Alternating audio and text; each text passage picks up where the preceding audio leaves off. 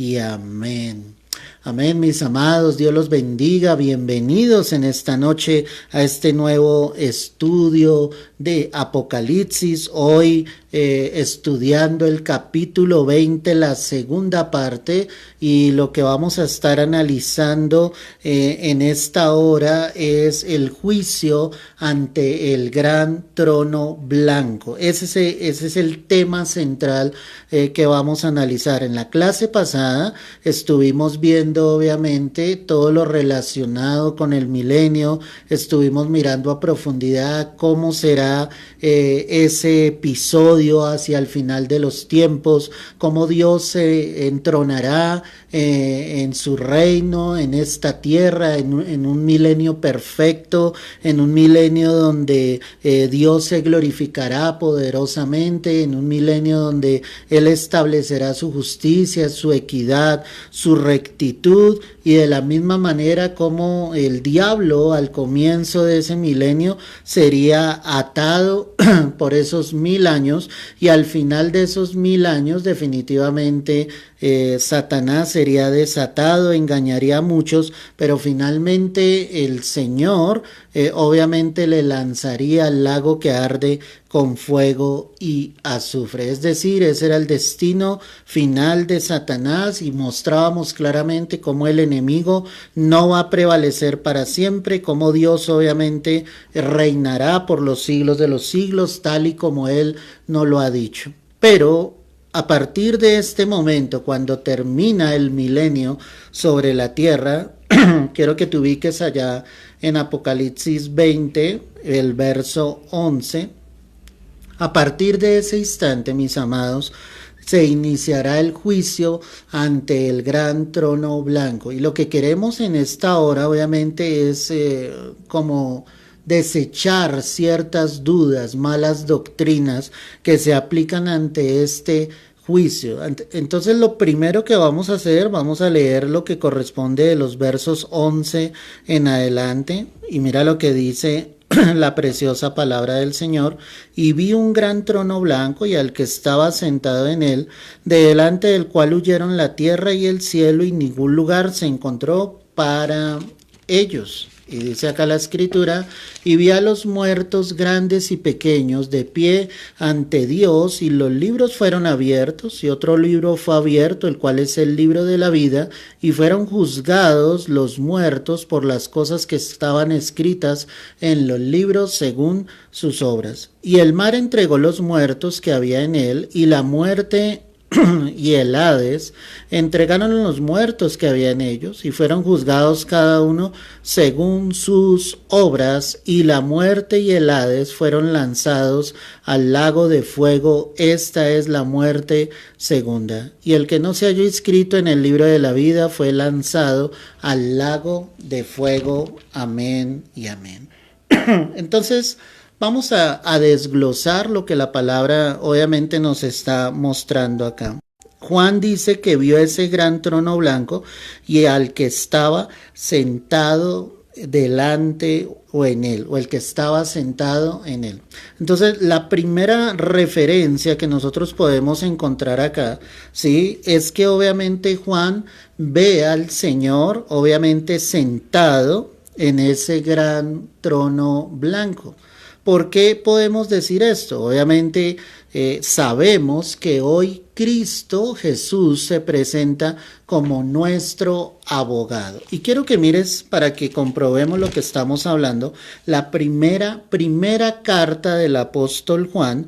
Vamos a observar el capítulo 1, verso 9. Primera carta de Juan, capítulo 1, verso 9. Y allí vamos a darnos cuenta, ¿sí?, lo que la palabra dice. Dice la escritura: si confesamos nuestros pecados, Él es fiel y justo para perdonar nuestros pecados y limpiarnos de toda maldad. Si decimos que no hemos pecado, ¿sí? Dice aquí la palabra, le hacemos a él mentiroso y su palabra no está en nosotros. O sea, la palabra está mostrando de que si hay pecado en el Hijo de Dios, obviamente podemos ir a Cristo y Él será obviamente amplio en perdonarnos, en limpiarnos de toda maldad. El verso 7 del mismo capítulo 1 dice lo siguiente: pero si andamos en luz como Él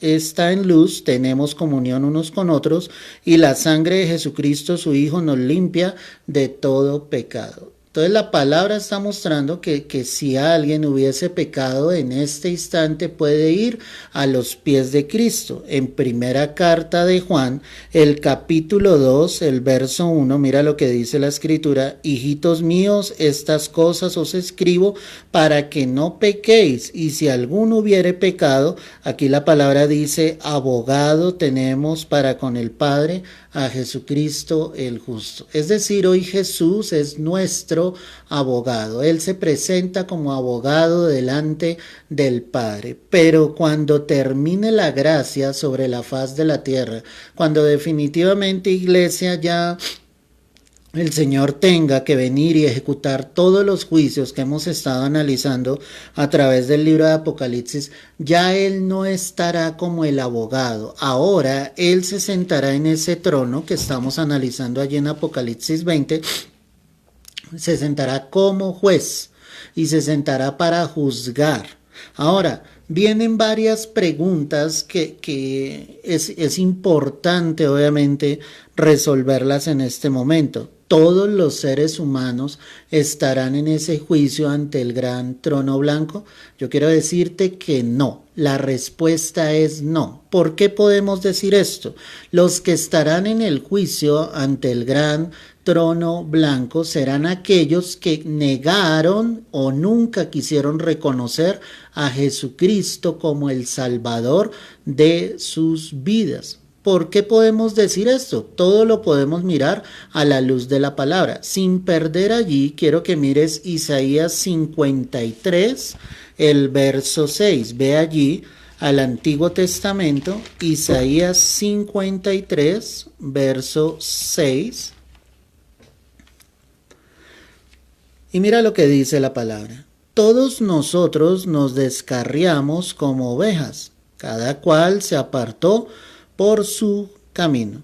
Mas Jehová cargó en él, ese él ahí es Jesucristo, cargó en Jesucristo el pecado de todos nosotros. Para el pecador, escúchame bien esto, su juicio, sí, fue en el Calvario. Por eso la palabra está diciendo acá, leamos nuevamente Isaías 53, verso 6, la última parte. Mas Jehová cargó en él, en Cristo, el pecado de todos nosotros. Es decir, iglesia, que Cristo obviamente muere por los pecadores. Todo aquel que llegue a los pies de nuestro Señor Jesucristo, obviamente tendrá acceso a la gracia de Dios, al regalo inmerecido que es el de la salvación. Al entender esto de que obviamente nuestro pecado fue juzgado en el Calvario, en la cruz, a través de nuestro Señor Jesucristo, que Él fue el que tomó nuestro lugar. Obviamente todo aquel que haya llegado a los pies de nuestro Señor Jesucristo no va a comparecer ante ese juicio, ante el gran trono blanco. Esto es importantísimo, mi amado, que tú lo entiendas, para que tú se lo puedas explicar a otras personas. Porque muchos dicen, todos vamos a comparecer ante el gran trono blanco. Es incorrecto. No es correcto. ¿Por qué? Por la primera base que te estoy diciendo, vamos a seguir mostrando textos bíblicos que nos lo van a aclarar, ¿sí? La primera base es que el pecado de nosotros fue juzgado ¿dónde? En la cruz.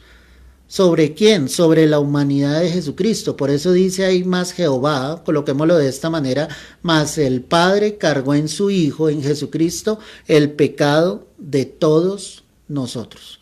Entonces, ni tú ni yo, si hemos colocado nuestra fe en Cristo, vamos a comparecer ante el juicio, ante el gran trono blanco, porque es un juicio para los pecadores, para los que no aceptaron precisamente el sacrificio de nuestro Señor Jesucristo. Es lo primero que quiero que entiendas. Quiero que vuelvas allí a Apocalipsis 20.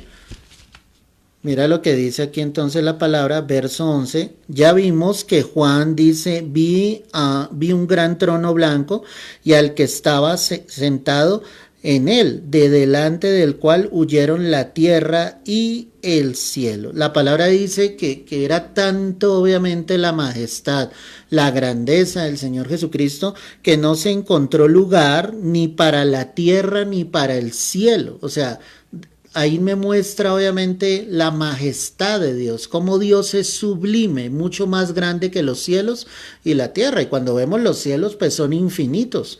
Pero Dios es mucho más grande, mucho más poderoso que los mismos cielos y la misma tierra. Y dice que ningún lugar se encontró para ellos. Es decir, es un momento de gloria, es un momento donde se va a ejecutar ese juicio, donde Jesucristo estará sentado en ese trono. ¿Cómo podemos saber de otra manera que es Cristo? Quiero que mires la carta del apóstol Pablo a los Filipenses, el capítulo 2. Ve allí conmigo, Filipenses 2, dice verso 9. Leamos desde el 8, dice, y estando en la condición de hombre, hablando de Jesucristo, se humilló a sí mismo, haciéndose obediente hasta la muerte y muerte de cruz. Por lo cual Dios también le exaltó hasta lo sumo y le dio un nombre que es sobre todo nombre. Mira lo que el Padre está haciendo con el Hijo, por la muerte, por su sacrificio en la cruz, por su obediencia hasta la cruz. El Padre le da a Jesús un nombre sobre todo nombre. Dice que lo exaltó hasta lo sumo. Dice, para que en el nombre de Jesús se doble toda rodilla de los que están en los cielos, en la tierra y debajo de la tierra. Ahí hace referencia directamente al infierno. Y toda lengua confiese que Jesucristo es el Señor, para gloria de Dios Padre. Entonces, impresionante esto, iglesia, es darnos cuenta cómo el Padre exalta a su Hijo, a Jesús, y lo coloca obviamente sobre todas las cosas. El que está sentado en ese trono, entonces definitivamente es nuestro Señor Jesucristo, porque Él va obviamente a juzgar a los pecadores por negarse a recibir el amor de la verdad para ser salvos. Estoy en Apocalipsis 11, voy hacia el verso 12. Mira lo que dice la palabra.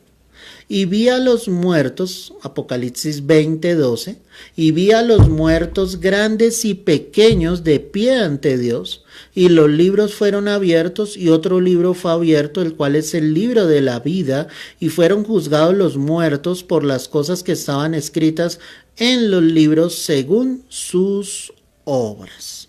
Entonces acá tenemos algo claro. Este juicio es para los que murieron sin Cristo en su corazón. La palabra dice que obviamente estaban los muertos grandes y pequeños, los que habían muerto sin Jesucristo en su corazón. ¿Qué evidencias nosotros tenemos? Quiero que vayas a la carta a los Romanos, carta del apóstol Pablo a los Romanos, el capítulo 2. Vamos a mirar a partir del verso 5, Romanos 2, verso 5. En este contexto en el que Pablo escribe acá la carta a los romanos, él está haciendo una referencia o una confrontación hacia el pueblo judío como tal. Entonces mira lo que Pablo les dice a ellos. Él les dice, pero por tu dureza y por tu corazón no arrepentido atesoras para ti mismo ira para el día de la ira y de la revelación del justo juicio de Dios. ¿Por qué les decía eso? Porque obviamente ellos vivían en su religiosidad, en su fariseísmo, y no solamente había esa secta, estaban los saduceos, estaban sectas donde sencillamente aparentemente buscaban a Dios, trataban de acercarse a Dios, pero lo que hacían ellos era con esa religiosidad alejarse de Dios. Cuando el evangelio les es predicado a los judíos, ellos endurecen su corazón. Recuerda que muchas veces, obviamente desde Jesucristo, ¿qué hicieron los fariseos? Trataban de tomar a Jesús para que él no siguiese siendo esa piedra de tropiezo para ellos. Trataban de hallar alguna falta en el Señor Jesucristo, pero obviamente Jesús era inocente, él no había hecho absolutamente nada. Que tuvieron que hacer los judíos? Pues mentir, ¿sí? Y decir que obviamente él se estaba oponiendo hacia el gobierno romano, y ya no era solamente un problema religioso, sino según la mentira de ellos ya se convertía en un problema político en aquella época. ¿Qué hicieron además de esto estos hombres, sí, con los discípulos, con los apóstoles? Pues los apóstoles estuvieron encarcelados muchas veces, eran perseguidos por causa del evangelio, mis amados. Qué impresionante esto, ¿no? ¿Sí? Perseguidos por el evangelio de Jesucristo, por predicar el evangelio. Entonces ellos trataban de entregarle el evangelio, pero ¿qué hacían los judíos? Ellos endurecían su corazón totalmente, no eran sensibles a la voz del Señor, a lo que Dios estaba tratando de transmitirles y de decirles. Por eso es que Pablo les dice: ustedes tienen el corazón endurecido, no se han arrepentido, y lo único que están haciendo es atesorar para sí mismos, ira para el día de la ira. ¿Y cuándo sería ese día de la ira? Pues lo que acabamos de ver en capítulos pasados.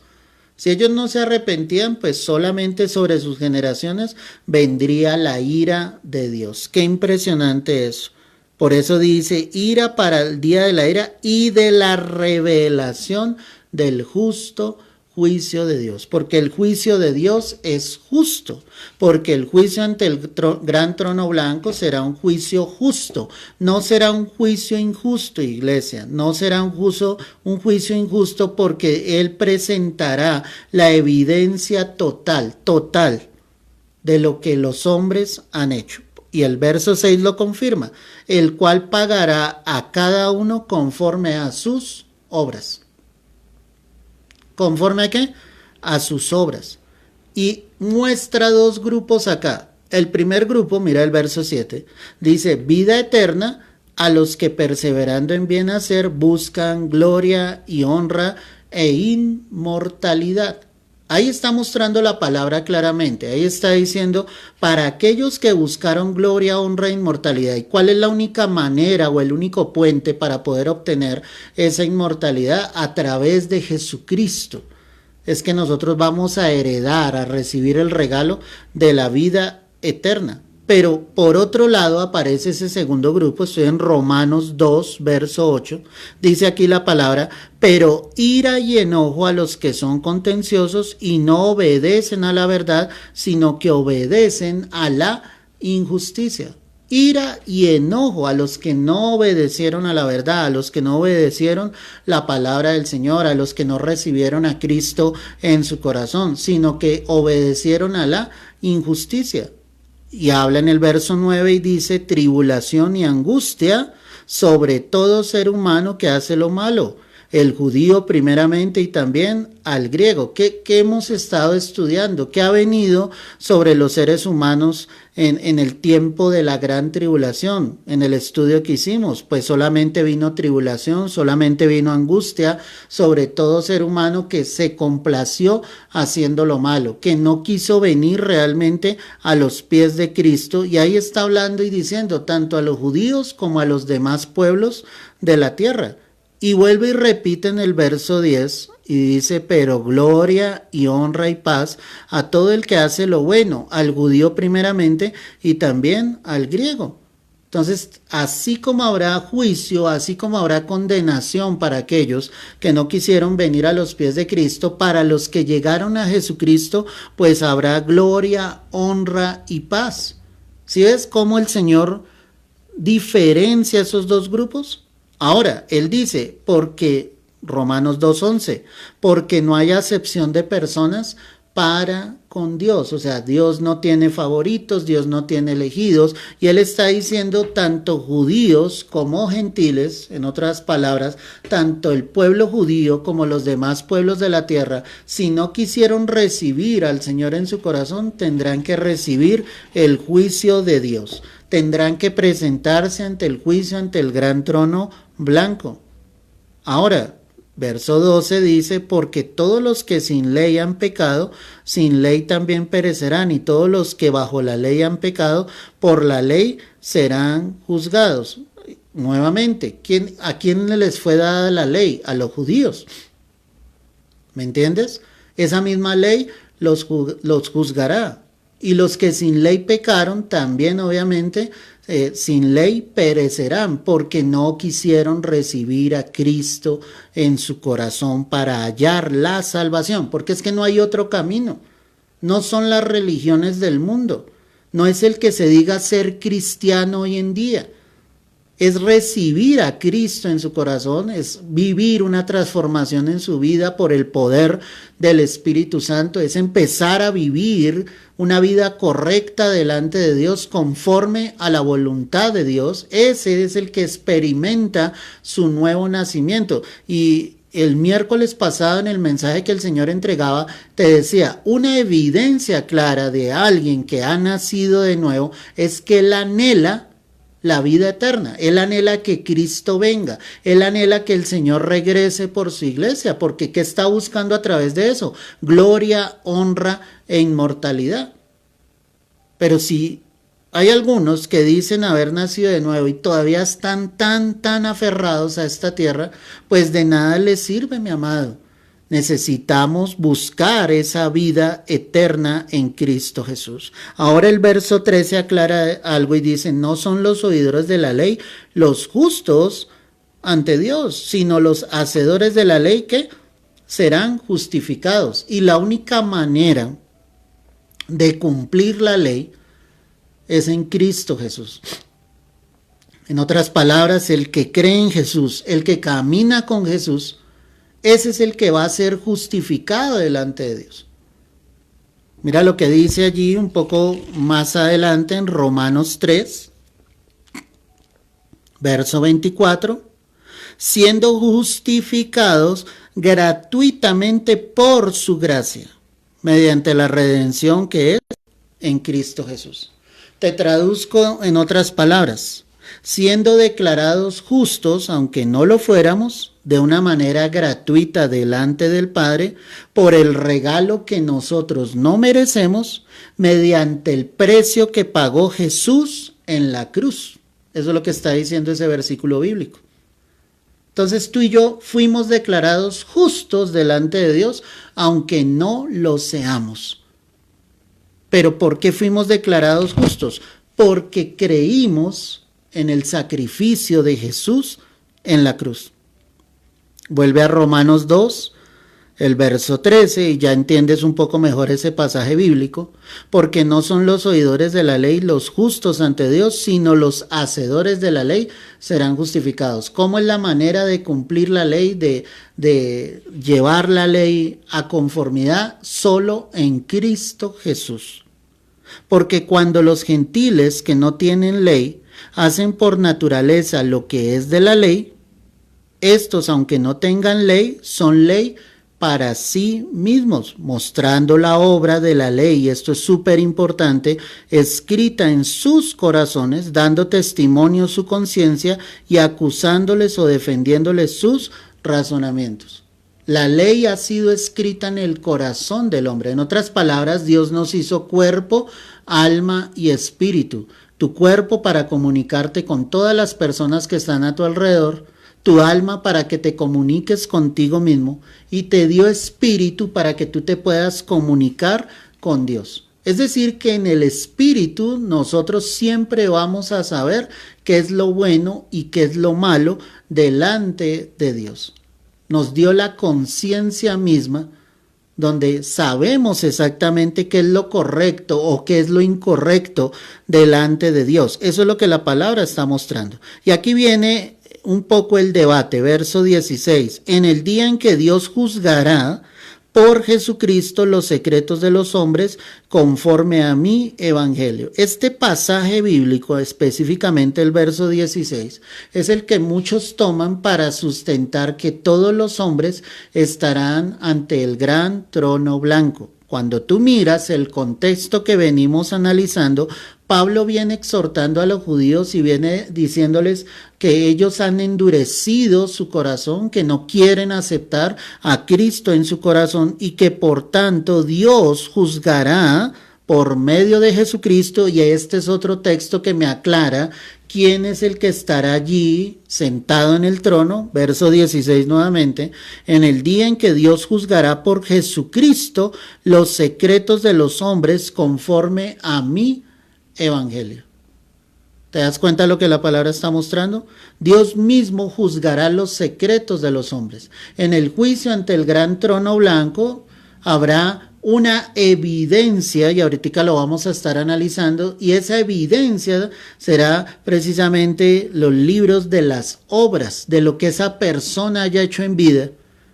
Y cuando digo que es una evidencia es porque Dios, por medio de Jesucristo, obviamente exhibirá delante de todos cuántas veces ellos tuvieron la oportunidad de venir a los pies de Cristo y definitivamente no lo quisieron recibir en su corazón. Esa es la razón por la que esos seres humanos estarán en el juicio ante el gran trono blanco. Entonces queda una pregunta en el aire. Si no todos vamos a estar en el juicio ante el gran trono blanco, el que haya creído en Cristo, ¿en qué juicio estará? Ya vimos uno, que es el juicio del pecado en el Calvario, pero el juicio que está por venir para el creyente, para el cristiano, se llama el tribunal de Cristo. Entonces, la palabra misma nos da esa luz, ¿sí? De que definitivamente nosotros, perdóname, mi amado, estaremos obviamente en ese juicio en el que el Señor obviamente pasará por el fuego nuestras obras. Y cuando digo que pasará por el fuego nuestras obras, lo que te estoy diciendo es que Él juzgará nuestro servicio en el Señor. Entonces, en ese tribunal se entregarán 5 coronas. Y esto es importante que lo tengas en cuenta. ¿Cuáles son esas 5 coronas? ¿Sí? Ya te las voy a decir. Primera carta a los Corintios, capítulo 9, verso 24. Ve allí. Primera carta a los Corintios 9, verso 24. Y mira lo que dice la preciosa palabra del Señor. ¿No sabéis que los que corren en el estadio todos a la verdad corren? Pero uno solo se lleva el premio.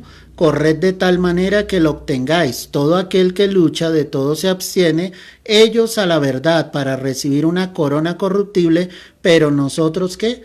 Una incorruptible. La primera corona que quiero explicarte acá, que será para nosotros en el juicio del tribunal de Cristo, y por eso quiero hacer la separación.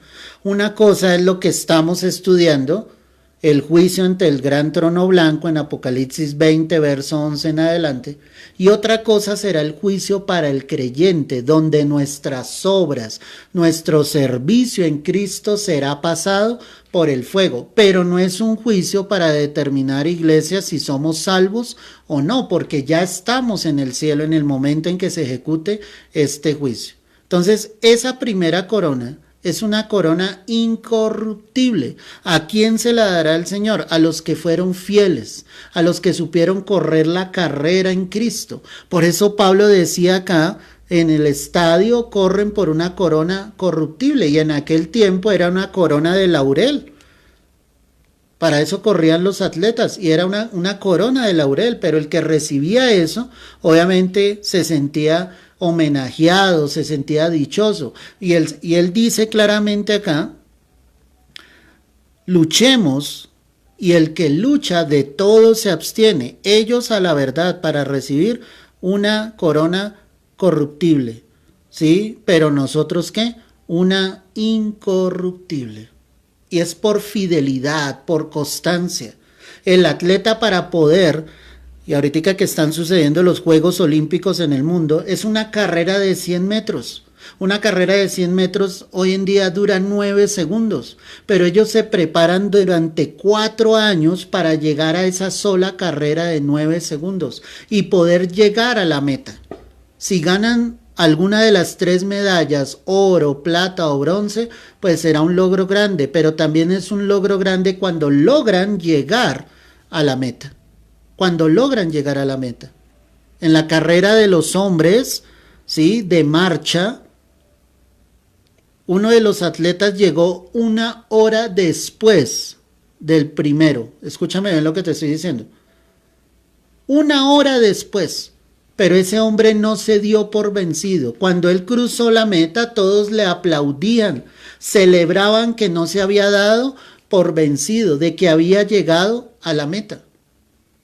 Por eso Pablo coloca ese ejemplo. Y si muchos se esfuerzan por una corona corruptible, cuánto más nosotros como hijos de Dios nos debemos esforzar por esa corona incorruptible, por ser fiel, por ser constante. No te des por vencido. En primera carta a los Tesalonicenses, el capítulo 2, el verso 19, mira lo que dice la preciosa palabra del Señor.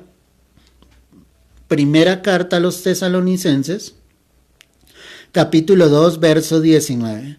Porque ¿cuál es nuestra esperanza o gozo o corona de que me gloríe? ¿No lo sois vosotros delante de nuestro Señor Jesucristo en su venida? Ahí habla de una corona de gozo. Y esa corona de gozo la recibirán los hijos de Dios por ganar almas. Por eso Pablo les decía, ¿sí?, ¿cuál es nuestra esperanza o gozo o corona de que yo me pueda gloriar? Y él dice, son ustedes. Son ustedes los que han venido a los pies de Cristo, ¿sí? Son ustedes delante de nuestro Señor Jesucristo en su venida, porque cuando Cristo venga, ustedes también partirán al Señor. Cuando tú y yo estemos ante el tribunal de Cristo, si fuimos capaces de ganar almas para Cristo, indudablemente recibiremos esa corona de gozo. Santiago 1, verso 12, mira lo que dice la palabra. Santiago 1, verso 12. Bienaventurado el varón que soporta la tentación, porque cuando haya resistido la prueba recibirá la corona de vida que Dios ha prometido a los que le aman. Nuestra tercera corona es una corona de vida. Esa corona la recibirás por sufrir las pruebas. Mira lo que te estoy diciendo. La palabra tentación en la Escritura tiene 2 contextos. Una, cuando somos tentados hacia el pecado, y una segunda referencia es hacia las pruebas. Por eso la palabra dice acá, bienaventurado el varón que soporta la tentación, e inmediatamente cambia como el contexto y dice, porque cuando haya resistido la prueba. O sea, él está hablando desde cuando somos probados y cuando tú supiste sobrellevar tus pruebas, si lo hiciste, si amaste al Señor más que la misma dificultad, pues recibirás la corona de vida. Gloria al Señor. Qué bendición eso. Los hijos de Dios somos probados. Recuerda con Abraham. ¿Cómo dice el contexto allí? Y probó Dios a Abraham. Era un propósito de Dios probar el corazón de Abraham si él era capaz de entregar a su hijo Isaac en sacrificio. Dios prueba el corazón de sus hijos, pero si tú sabes soportar las pruebas, pues recibirás esta corona de vida. La cuarta corona está en segunda carta a Timoteo, capítulo 4, verso 8. Ve allí conmigo. Segunda carta a Timoteo, capítulo 4, verso 8. Por lo demás, me está guardada la corona de justicia, el cual me dará el Señor juez justo en aquel día, y no solo a mí, sino también a todos los que aman su venida. La corona de justicia entonces la recibiremos por haber amado la venida del Señor, por anhelarla con todas nuestras fuerzas, con todo nuestro corazón. Si tú estás esperando a que el Señor regrese, quiero decirte que esa corona ya es tuya, para la gloria y para la honra del Señor. Y obviamente cada una de estas coronas Pues nosotros la rendiremos a los pies de Cristo, porque finalmente Él es el único merecedor de todo. Si resististe la prueba, fue por el Señor. Si ganaste almas, fue porque el Espíritu Santo estaba contigo. Si permaneciste fiel hasta el final, pues recibirías esa corona incorruptible, solamente porque Dios ha estado con nosotros. Entonces tenemos la corona incorruptible, la corona de gozo, la corona de vida, la corona de justicia, y la última que menciona la palabra está en primera carta de Pedro, ve allí conmigo, capítulo 5, verso 9. Primera carta del apóstol Pedro, capítulo 5, verso 9. Dice la preciosa palabra del Señor, al cual resistid firmes, 5, 4. Primera carta de Pedro, capítulo 5, verso 4. Y cuando aparezca el príncipe de los pastores, vosotros recibiréis la corona incorruptible, ¿de quién? De gloria. En el verso 2, el apóstol Pedro está diciendo a la iglesia, apacentad la grey de Dios que está entre vosotros, cuidando de ella, no por fuerza, sino voluntariamente, no por ganancia deshonesta, sino con ánimo pronto, no como teniendo señorío sobre los que están a vuestro cuidado, sino siendo ejemplos de la grey. Y ahí es cuando dice, y cuando aparezca el príncipe de los pastores, vosotros recibiréis la corona incorruptible de gloria. Esa corona de gloria es por cuidar el rebaño. No solamente en la congregación, tu familia es un rebaño, tus hijos es un rebaño, tu esposo, tu familia en general, ese es el rebaño que Dios te ha dado a cuidar. Muchos piensan en salir y ganar el mundo entero, pero primero hay que ganar a los nuestros. Primero hay que cuidar de los nuestros. Por eso esa corona de gloria la recibiremos si fuimos capaces de cuidar el rebaño que Dios entregó a nuestras vidas. Cuando miras la carta a los romanos, ¿sí? Ya entendiendo cuáles son esas 5 coronas, mira lo que dice la palabra en Romanos 14, verso 10. Romanos 14, verso 10. Pero tú, ¿por qué juzgas a tu hermano?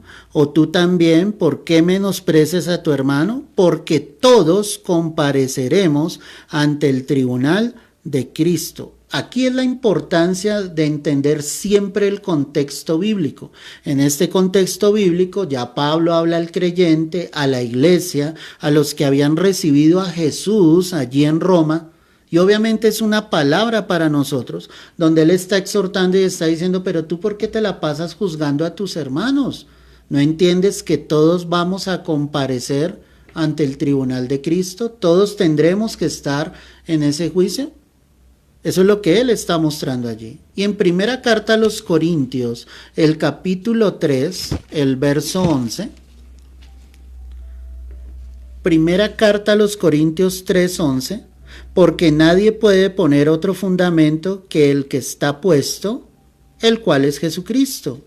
Y si sobre este fundamento alguno edificare oro, plata, piedras preciosas, madera, heno o hojarasca, date cuenta que él dice, nadie puede poner otro fundamento que el que ya está puesto. ¿Cuál es el fundamento? Nuestro Señor Jesucristo. Y él habla y dice, si sobre ese fundamento alguno edifica o sobreedifica, y habla de 2 maneras, con oro, plata y piedras preciosas. Una manera es con excelencia para Dios, servir a Dios con excelencia.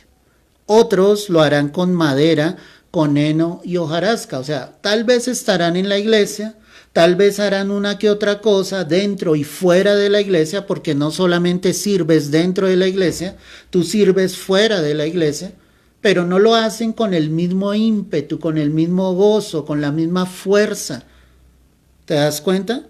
Entonces hay 2 maneras de sobreedificar. Dice, la obra, estoy en el verso 13, primera carta a los Corintios 3:13, la obra de cada uno se hará manifiesta, porque el día la declarará, pues por el fuego será revelada, y la obra de cada uno, cual sea el fuego que la probará. Y ojo con esto, si permaneciere la obra de alguno que sobreedificó, recibirá ¿qué? recompensa. Este texto que te estoy leyendo está haciendo referencia al juicio del tribunal de Cristo. ¿Para quién es ese juicio? Te repito, para todos los que hemos creído en Jesús. ¿Cuándo será ese juicio? Cuando suceda el rapto, inmediatamente en el cielo se celebrará ese juicio llamado el tribunal de Cristo, donde Dios pasará, como está diciendo acá, por el fuego nuestras obras, pero no son nuestras obras para ser salvos, son nuestras obras después de que vinimos a Cristo, en la manera en que servimos a Cristo cuando estuvimos en esta tierra. Ahí es donde muchos malinterpretan las escrituras. Verso 14 entonces dice, si permaneciere la obra de alguno que sobreedificó, ese va a recibir recompensa. Si la obra de alguno se quemare, él sufrirá pérdida. Y esta parte es clave. Si la obra de alguno se quemare, él sufrirá pérdida. Si bien él mismo será salvo, aunque así como por fuego. El juicio ante el tribunal de Cristo no es para determinar quién es salvo o quién no es salvo, porque no es por nuestras obras, es por la fe que tú has colocado en Jesús. Y si tú creíste en Jesús, caminaste con Él, si tu vida fue transformada por el poder del Espíritu Santo, pues ahí se evidenció de que definitivamente tú y yo nacimos de nuevo. Entonces, en ese tribunal de Cristo se pasarán las obras, el servicio, ya te lo dije, de esas 5 coronas que te acabo de mencionar. Algunos sufrirán pérdida, pero aunque sufran pérdida, ya son salvos, ya están en el cielo. A diferencia del juicio que hoy en día estamos analizando, que es el juicio ante el gran trono blanco, por eso quería hacerte esta diferencia, porque es que vuelvo y te repito, muchos dicen todos vamos a estar en el juicio ante el gran trono blanco, y a la luz de la palabra, iglesia, eso es incorrecto. Por eso la palabra, vuelve allí a Apocalipsis 20, el verso 12, dice, y vi a los muertos que grandes y pequeños de pie ante Dios. ¿Quiénes eran esos muertos? Los que murieron sin Cristo en su corazón. Y por eso analizábamos Romanos capítulo 2, donde decía que hubo unos que buscaron gloria, honra, inmortalidad, pero otros que sencillamente siguieron en su banalidad, no anhelaban nada de eso, y lo único que vendría para sus vidas sería tribulación y angustia. Y obviamente a través de los juicios que ya estuvimos estudiando, pues la angustia que va a haber sobre la tierra es terrible, y cuando estos que tengan que presentarse en este juicio, pues va a ser terrible, porque definitivamente van a ser condenados. En el verso 12 dice, y vi a los muertos grandes y pequeños. Y aquí viene una discusión bien fuerte, porque muchos dicen, sí, son los grandes hombres de la historia, los de más reconocimiento, y los que no tanto, pero quiero decirte que delante de Dios nadie es grande. ¿No es que Él es el grande? Él es el Dios todopoderoso. Entonces, eso cuando dice grandes y pequeños, muertos grandes y pequeños, aunque nos parezca terrible, es que este juicio ante el gran trono blanco será un juicio para los adultos y para los niños que hayan muerto sin Cristo en su corazón. ¿Por qué te digo esto? Porque un niño hoy en día a los 7, 8 años, él tiene una conciencia plena. Él sabe lo que es incorrecto, él sabe lo que es malo, él puede recibir a Jesús perfectamente en su corazón.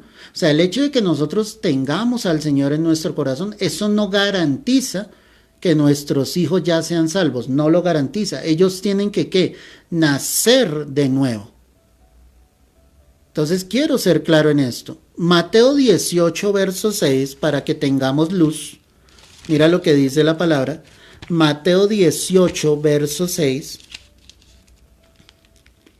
Y cualquiera que haga tropezar a alguno de estos pequeños que creen en mí, mejor le fuera que se le colgase al cuello una piedra de molino de asno y que se le hundiese ¿en qué? En lo profundo de la mar. ¿De quién está hablando el Señor acá? De los niños que venían a Él.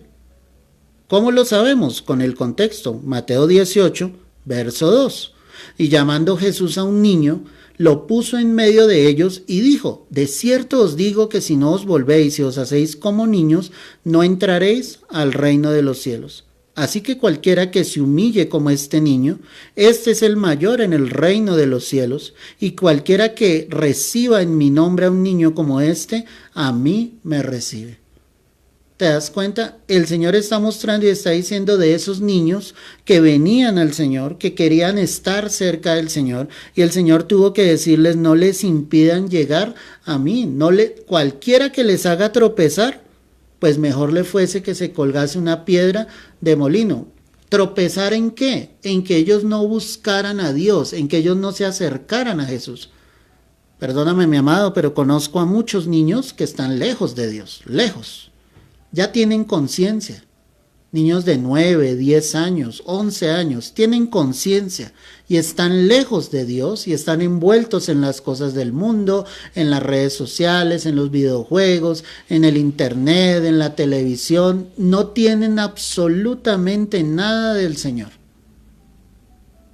Y te lo digo de frente y honestamente, tristemente esos niños no son salvos en este momento. No son salvos. Ellos tienen que venir a los pies de Cristo. Como la vida no está garantizada, un niño puede morir en cualquier momento. Hace unas semanas escuchábamos que un niño que gustaba del ciclismo murió atropellado por una tractomula.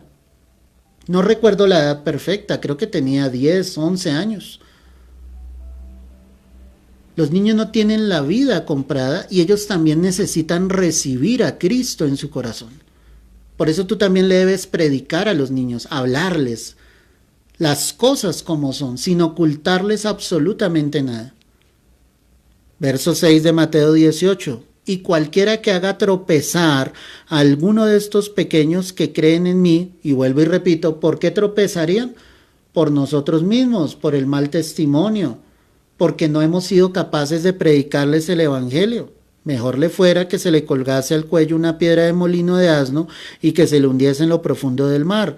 Hay del mundo por los tropiezos, porque es necesario que vengan tropiezos, pero hay de aquel hombre por quien viene el tropiezo. Ahí está. El contexto de quién está hablando, de los niños, de los niños. Cuando en Apocalipsis 20, el verso 12, está hablando de esto, dice los muertos grandes y pequeños, pues obviamente el Señor está mostrando que hubo niños que murieron sin haberlo aceptado. Alguno podrá decir: pastor, tengo cierta duda sobre esto. El Señor dijo que el reino de los cielos es de los niños. Claro, el reino de los cielos es de los niños, pero también ellos necesitan aceptar a Jesucristo en su corazón. No creas que por el hecho de ser niño se van a salvar, obviamente, de no caer en una condenación cuando sus vidas estuvieron totalmente desviadas. Los niños también matan. Los niños también caen en pecados sexuales a su corta edad. Entonces no podemos tratar de disimular las cosas. Cuando la palabra dice entonces en Apocalipsis 20, 12, que Juan veía a los muertos grandes y pequeños de pie ante Dios, era porque estaban adultos y estaban niños. Tristemente, mi amada, tristemente. La salvación está para todos, pero si no llega la salvación a los hijos, pues tristemente ellos se van a perder, porque la salvación es personal. ¿Me escuchas? Es personal. Admiro a aquellas abuelas, a aquellas madres que les enseñan a sus hijos la palabra de Dios, que les enseñan a orar, que les enseñan a tener fe. Ahí es donde se está revelando realmente que Cristo está naciendo en el corazón de esos niños. Muchos niños llegan a la iglesia, estoy hablando de la iglesia en el mundo entero, y llegan a una escuela dominical y no saben absolutamente nada de Dios, no oran, no leen la palabra. Ellos solo quieren jugar, ellos solo quieren divertirse en la escuela dominical, y tristemente hay muchas escuelas dominicales que lo hacen de esa manera, pero esa no es la manera correcta. La escuela dominical es para que los niños sean enseñados en la palabra de Dios. De lo contrario, estamos perdiendo el tiempo. Hay que enseñarles. Cristo quiere traer la salvación sobre ellos. Sigamos leyendo entonces allí, verso 12. Y vi a los muertos grandes y pequeños de pie ante Dios, y los libros fueron abiertos, y otro libro fue abierto, el cual es el libro de la vida, y fueron juzgados los muertos por las cosas que estaban escritas en los libros según sus obras. Yo quiero decirte que ese juicio ante el gran trono blanco será un juicio con evidencia, es decir, con pruebas, mis amados. Dice que está los libros de las obras, los libros fueron abiertos, y de lo que estaba escrito en esos libros, esos que estaban ante el gran trono blanco fueron juzgados por lo que estaba escrito allí. ¿Y cuál va a ser la base principal? Que ellos rechazaron a Cristo, que ellos nunca quisieron venir a Dios. Ahí estarán los religiosos de todas las religiones del mundo, ahí estarán los que siempre rechazaron a Jesús, estarán los ateos, estarán los gnósticos, los filósofos, todo lo que se opone a lo que es Dios, ahí van a estar. Porque ellos creyeron en cosas que nunca proveyeron del corazón del Señor. Será con evidencia. Así como la iglesia, escúchame bien esto, los que han muerto en Cristo, cuando el Señor venga en el rapto, los que hayan muerto, dice la Escritura que los muertos en Cristo resucitarán primero y serán llevados al cielo juntamente con los que estemos vivos, si es que estamos vivos cuando el Señor venga en el arrebatamiento. De la misma manera sucederá con todos los que han muerto a través de toda la historia de la humanidad sin Cristo. Ellos resucitarán en ese momento ante el juicio, ante el gran trono blanco, y el Señor les presentará las pruebas, las evidencias. Mira lo que dice el verso 13. Y el mar entregó los muertos que había en él, y la muerte y el Hades entregaron los muertos que había en ellos, y fueron juzgados cada uno, ¿qué dice ahí? Según sus obras. Ahí sí, para aquellos que nunca recibieron a Cristo en su corazón, pues obviamente sus obras les cobrarán factura, por decirlo así. Porque siempre rechazaron a Cristo, siempre rechazaron el Evangelio, siempre rechazaron la palabra de Dios, se negaron a venir a los pies de Cristo, y así sucederá. Así sucederá. Por eso es tan importante reconocer el sacrificio de nuestro Señor Jesucristo en la cruz. Habrá una evidencia clara. El Señor mostrará todos los momentos que ellos tuvieron la oportunidad de conocerle y cómo uno por uno le fueron rechazando, cómo hicieron burla del Evangelio, cómo sencillamente dañaron a aquellos que les predicaron el Evangelio. Es impresionante esto, iglesia. Sigamos leyendo entonces. Vamos allá al verso 12 nuevamente. Dice: y los libros fueron abiertos, y otro libro fue abierto, el cual es el libro de la vida. Este juicio tendrá un libro muy importante, el de la vida. ¿Cuál es el libro de la vida? Pues donde el nombre nuestro debe estar escrito. Ese nombre escrito en ese libro es el que nos va a permitir entrar, obviamente, al reino de los cielos. No en este momento, porque nosotros en el contexto bíblico ya hace mucho tiempo estamos en el cielo. Inmediatamente suceda el rapto, obviamente se irán los que recibieron a Jesús en su corazón. Ya es la evidencia de que nuestro nombre sí estaba escrito en el libro de la vida. Mira Apocalipsis 21, verso 27. No entrará en ella ninguna cosa inmunda o que hace abominación y mentira, sino solamente los que están inscritos en el libro de la vida del Cordero. Cuando descienda la nueva Jerusalén, que serán los temas que nos siguen en el estudio que estamos haciendo, en esa nueva Jerusalén dice que solo entrarán los que estén escritos en el libro de la vida. En otras palabras, solo podrán disfrutar de la vida eterna, de los placeres de la vida eterna, del gozo de la vida eterna, los que estén escritos en el libro de la vida. Gloria al Señor por eso. Mira también Apocalipsis 3, verso 5. Retrocedamos un poco. Apocalipsis 3, verso 5. El que venciere será vestido de vestiduras blancas, y no borraré su nombre del libro de la vida, y confesaré su nombre delante de mi Padre y delante de sus ángeles. Aquí también hay una enseñanza equivocada, donde muchos dicen que la palabra obviamente muestra que nuestro nombre puede ser borrado del libro de la vida. Pues yo quiero decirte que después de que nuestro nombre ha sido escrito en el libro de la vida, no será nunca más borrado. Entonces, ¿cómo explicamos este pasaje bíblico que acabamos de leer? Es una traducción en el griego. ¿Sí? En el griego que es escrito el Nuevo Testamento diría de la siguiente manera: el que venciere será vestido de vestiduras blancas, ¿sí? Y lo que trató o trata de decir aquí la palabra es que el que venciere será vestido de vestiduras blancas, ¿sí? Y su nombre será escrito en el libro de la vida. O sea, el que llegue a vencer, el que sencillamente haya permanecido fiel, pues habrá una confirmación efectivamente de que nuestro nombre sí está en el libro de la vida. Te lo voy a poner de esta manera. No podemos pretender que Dios un día anote nuestro nombre y al día siguiente lo borre. Y Dios no se va a pasar toda la vida anotando nuestro nombre y borrándolo, no. Si tú ya recibiste a Cristo en tu corazón, si has perseverado como el Señor nos enseña en la palabra, tú debes tener la confirmación, como lo dice acá: el que venciere, el que llegue hasta el final, ¿sí? Debe saber que su nombre está escrito en el libro de la vida.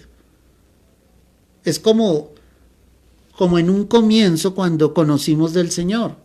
Entonces nos hacían hacer la oración de fe tal vez en cada servicio. Y terminaba el servicio y el pastor al final decía, repitamos esta oración, y todos orábamos: Señor, te recibo en mi corazón. Y después de un año de estar caminando con el Señor le decíamos: te recibo en mi corazón como mi Señor y mi Salvador, anota mi nombre en el libro de la vida. No es así. Si tú ya recibiste a Jesús, tú debes saber que tu nombre ya está escrito en el libro de la vida. Dios no lo va a borrar. Muy posiblemente lo que pasaba en la iglesia en Sardis era que ellos estaban dentro de la iglesia, como le sucede a muchos, pero no habían nacido de nuevo y sus nombres todavía no estaban escritos en el libro de la vida. Es que el hecho de que muchos estén en la iglesia, eso no quiere decir de que ya sus nombres estén escritos en el libro de la vida. Lo que confirma que tu nombre está escrito en el libro de la vida es que tú tienes una comunión con el Señor a diario, lees la palabra, oras, te deleitas en las cosas del Señor, quieres aprender la palabra, escudriñas, preguntas, le enseñas a otras personas. O sea, todo tu énfasis está en las cosas de Dios. Ahí está evidenciado de que efectivamente tú ya naciste de nuevo y que tu nombre está escrito en el libro de la vida. Miremos también Apocalipsis 22, verso 19, porque allí hay otro texto. Apocalipsis 22, 19. Dice la palabra: y si alguno quitare de las palabras del libro de esta profecía, Dios quitará su parte del libro de la vida y de la santa ciudad y de las cosas que están escritas, ¿en qué? En este libro. Cuando el Señor dice Dios quitará su parte del libro de la vida, cuando el Señor está mostrando: si alguno quitare de las palabras de este libro, y en el verso 18 dice: si alguno añadiere a estas cosas, Dios traerá sobre él las plagas que están escritas en este libro. En la omnisciencia de Dios, Él sabe perfectamente quién ha tratado de quitar cosas que están dentro de la Escritura o quién ha tratado de añadirle cosas a lo que están dentro de la palabra. Y obviamente sus nombres no están escritos en el libro de la vida. ¿Te das cuenta? Yo te lo he dicho en otras ocasiones. Hay una de las tantas versiones de la Biblia, una de ellas es la Nueva Versión Internacional, conocida como la NBI o NVI. ¿Sí? Esa traducción quitó cantidad de pasajes bíblicos, los sustrajo, los sacó definitivamente. Otros de ellos solamente dejó la mitad, como en el texto donde Jesús es tentado, y Satanás le dice, di que estas piedras se conviertan en pan, esa traducción dice lo siguiente, no solo de pan vivirá el hombre, y cortan la segunda parte del versículo. ¿Qué dice el versículo total? No solo de pan vivirá el hombre, sino de toda palabra que sale de la boca de Dios. Entonces, esa versión ha quitado, sustrajo pasajes bíblicos. En otras partes trata de arreglar, y cuando digo trata de arreglar es trata de suavizar la palabra frente a lo que el Señor dijo. ¿Sí? En esa versión una de las traductoras era una mujer homosexual, lesbiana. Ella participó de esa parte y por eso en esa Biblia nosotros no encontramos los pasajes bíblicos donde el Señor habla directamente sobre el homosexualismo. No aparecen literalmente. Y por si fuera poco, como la Biblia es el libro más vendido en el mundo, ¿sí? La empresa que hizo circular obviamente estas Biblias, el dueño de esta editorial como tal, era el mismo dueño que promulgaba la pornografía, es decir, todo lo relacionado con pornografía, él solamente tomó el negocio de esas Biblias para distribuirlas en el mundo entero. Entonces, ¿por qué te cuento todo esto? Por lo que estamos leyendo, los que añaden y los que le quitan las palabras a este libro. El predicador cuando no predica lo que está escrito, su nombre todavía no está escrito ¿qué? En el libro de la vida. A eso es a lo que vamos. Y cuando vemos la evidencia que está en Apocalipsis 20:12, que te decía que ese libro es muy importante, que es el de la vida, pues obviamente todos los que estén allí en ese juicio ante el gran trono blanco, pues no estarán escritos en el libro de la vida. ¿Por qué están en ese juicio? Porque Dios es justo, porque Dios es recto, y Él tiene que mostrarles por qué es que ellos van a caer a una condenación eterna, al lago que arde con fuego y azufre, porque sencillamente sus nombres nunca fueron anotados en el libro de la vida. Apocalipsis 20:14, y la muerte y el Hades fueron lanzados al lago de fuego, esta es la muerte segunda. Este será un juicio con una segunda muerte. ¿Con una qué? Segunda muerte. A diferencia del creyente, del cristiano, pues el que muere en Cristo solamente habrá muerto una sola vez. Mira lo que dice Apocalipsis 2, verso 11. Ve allí conmigo. Apocalipsis 2, verso 11. El que tiene oído, oiga lo que el Espíritu dice a las iglesias. El que venciere no sufrirá daño de la segunda muerte. Ahí el Señor estaba diciendo claramente, el que venciere, el que estuviese en Cristo, la segunda muerte no le tocará. ¿Cuál es la segunda muerte? Pues esos muertos que resucitan ante el juicio, ante el gran trono blanco, volverán a morir. Esa es la segunda muerte. ¿Me entiendes? Volverán a morir. O sea, resucitan pero para el juicio.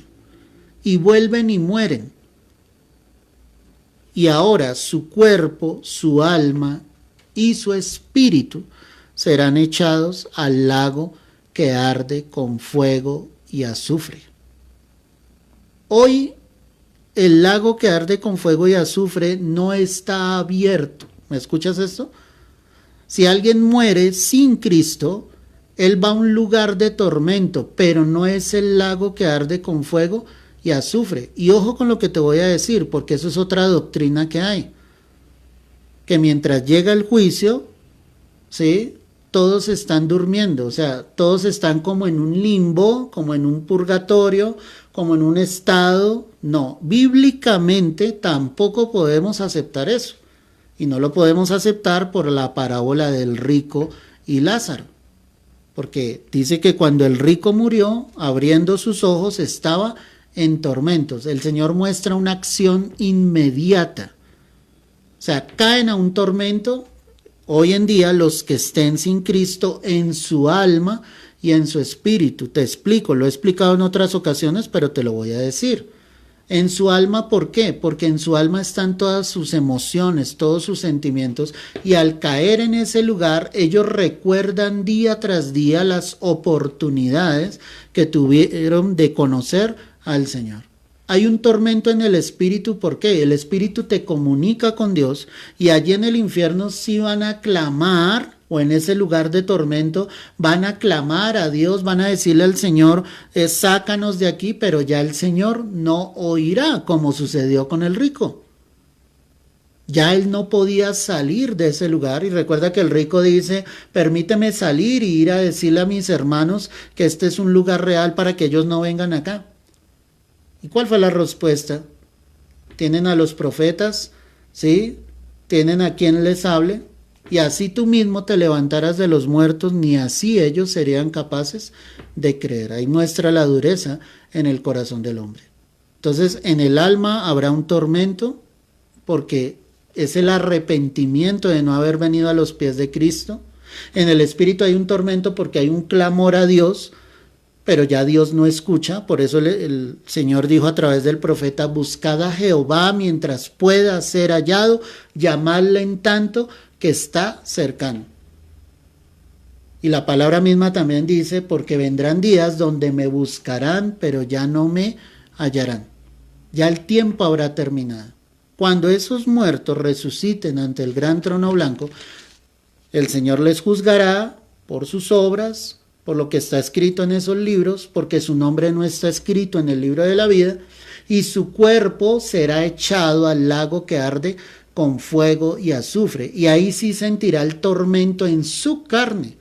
Ellos sentirán literalmente que su carne se quema, pero será por los siglos de los siglos, y eso nunca dejará de ser. Su cuerpo nunca se consumirá. Esa es la muerte segunda.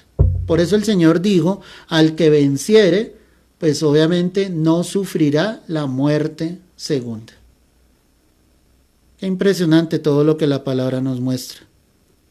Dice, verso 14, y la muerte y el Hades fueron lanzados al lago de fuego. Esta es la muerte segunda. Ahí lo que está mostrando, obviamente, la muerte que prevalecía, ¿sí? El Hades, que era el lugar de tormento, y eso es lo que me deja ver que hay un lugar más terrible, que es el lago de fuego que arde con fuego y azufre. Ese lugar será abierto y eso consumirá la muerte y el mismo Hades. Y dice en el verso 15 que el que no se halló inscrito en el libro de la vida fue lanzado al lago de fuego.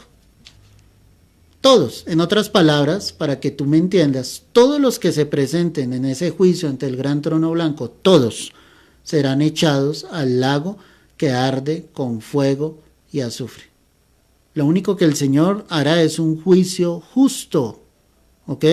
Un juicio que dará como sentencia la condenación eterna. Mira lo que dice Apocalipsis 20, verso 10.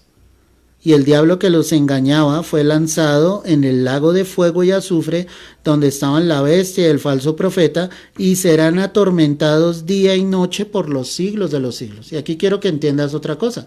Satanás no está dirigiendo el infierno en ningún momento. Ahí la palabra me dice que cuando él sea lanzado al infierno, él no tendrá gobierno alguno. Él mismo va a ser atormentado con la bestia, que es el anticristo, y con el falso profeta. Qué impresionante eso. Ahí la palabra misma nos lo está diciendo. En Mateo 10, el verso 28, ve allí conmigo. Mateo 10, verso 28. Mira lo que dice la palabra en este texto.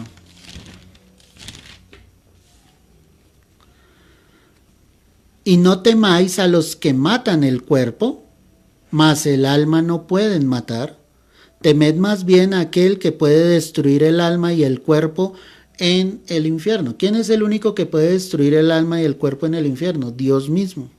Por eso el Señor Jesucristo decía, no teman a los que matan el cuerpo, pero el alma no pueden matar, ¿te das cuenta? Teman más bien a aquel que puede, dice literalmente, destruir el alma y el cuerpo en el infierno. Alguien puede tener alguna duda y decir, pastor, yo he leído que la Escritura dice que el espíritu vuelve a Dios que lo dio. y estoy en acuerdo contigo. Eso lo dice la palabra. Ve allí a Eclesiastés para que lo miremos juntos.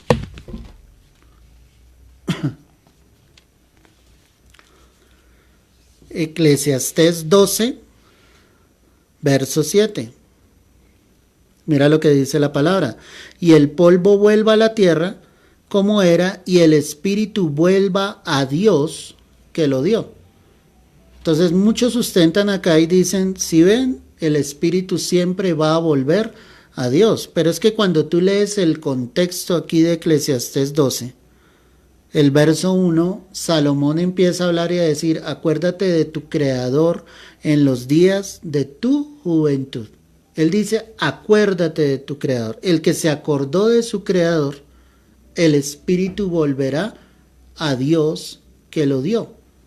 Pero el que no se acuerde de su Creador, el que niegue a ese Dios único, verdadero, pues su espíritu no volverá a Dios. La misma Escritura también nos da luz sobre esto. Quiero que vayas allí a la carta a los Corintios, primera carta a los Corintios, primera carta del apóstol Pablo a los Corintios, capítulo 5, verso 5. Cuando se está juzgando un caso de inmoralidad en la iglesia de Corinto, Pablo ya ha orado, ha consultado al Señor y Dios le dice lo que deben hacer en esa circunstancia. Primera carta a los Corintios 5:5 y dice, ese hombre se ha entregado a Satanás para destrucción de la carne, y ojo con lo que vamos a leer acá, a fin de que el espíritu sea salvo en el día del Señor Jesús. ¿Te das cuenta de lo que leímos? A fin de que el espíritu sea ¿qué? Salvo. Cuando leo este pasaje bíblico, la Escritura me está diciendo claramente que el espíritu también se puede llegar a perder. ¿Cuándo se pierde? Cuando obviamente esa vida no ha llegado a Cristo, cuando está consumida en su pecado, en su maldad, en su iniquidad. Pero Pablo quería que ese personaje que estaba pecando ahí pudiese reencontrarse con Dios y que finalmente su espíritu también fuese salvo. Es decir, que viniese en él un arrepentimiento, porque el caso de inmoralidad que se estaba juzgando ahí era algo terrible. En otras palabras, había un hijo que se estaba acostando con su madrastra. Eso era lo que estaba pasando. Estaban teniendo relaciones íntimas con su madrastra. Es decir, la madrastra con su hijastro y viceversa. Qué terrible, ¿cierto? Pero entonces Pablo ora al Señor, le pide a Dios y él dice, pues que él se ha entregado a Satanás, o sea que Satanás lo tome hasta que tu carne sea destruida, hasta que lo lleve a lo más bajo y él pueda levantar su mirada al Señor y pueda decir, yo quiero reencontrarme contigo, yo quiero volver a ti, he reconocido que he pecado contra el cielo y contra ti, voy a volver, como la parábola del hijo pródigo. Y que ese se volviera a reencontrar con Dios, pero el objetivo final, ¿cuál era? Que el espíritu fuese salvo en el día del Señor. Por eso, así como la vida eterna es tripartita, y tú lo miras a través de la palabra, ¿sí?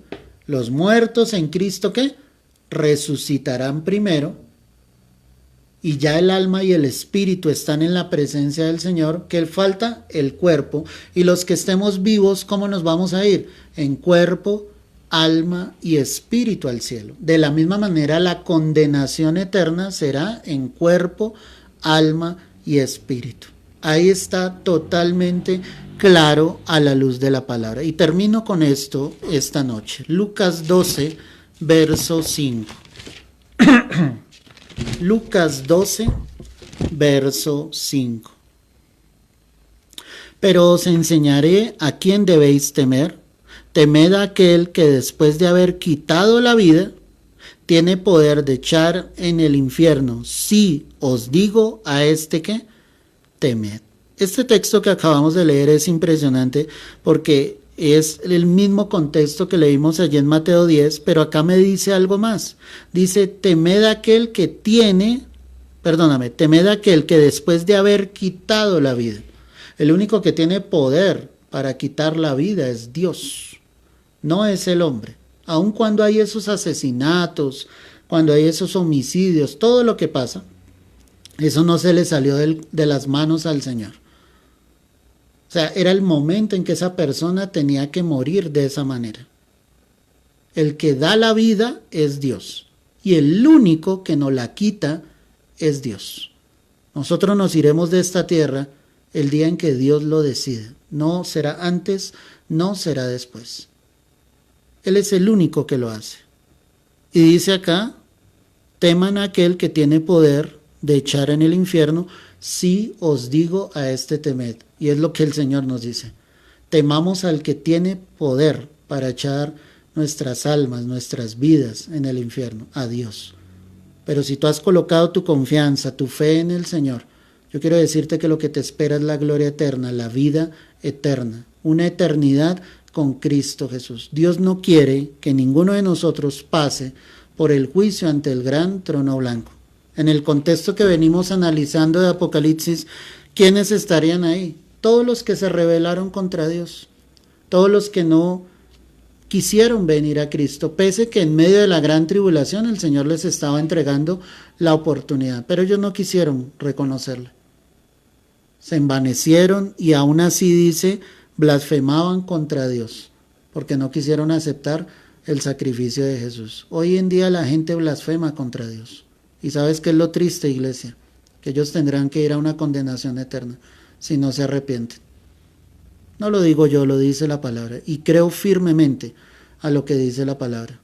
Y cuando mis ojos hoy en día ven todo lo que está pasando a diario en el mundo, cada día confirmo que la palabra de Dios es verdadera, que no nos ha mentido en absolutamente nada, que es la palabra del Señor, la palabra del Dios viviente. Cielo y tierra pasarán, pero su palabra no pasará. Y ese juicio ante el gran trono blanco también sucederá para todos los pecadores, para todos los que no quisieron venir a los pies de Cristo, para los que vivieron en una religiosidad, pero nunca fueron capaces de nacer de nuevo y vivir una nueva vida en Cristo Jesús. Padre, quiero darte gracias en esta noche por tu palabra, por la enseñanza, por todo lo que tú nos entregas, Señor, por todo lo que tú nos das a través de este estudio. Permite que haya arrepentimiento y que la luz haya llegado al corazón de todos tus hijos, para que de la misma manera podamos seguir proclamando el Evangelio con denuedo, con fortaleza,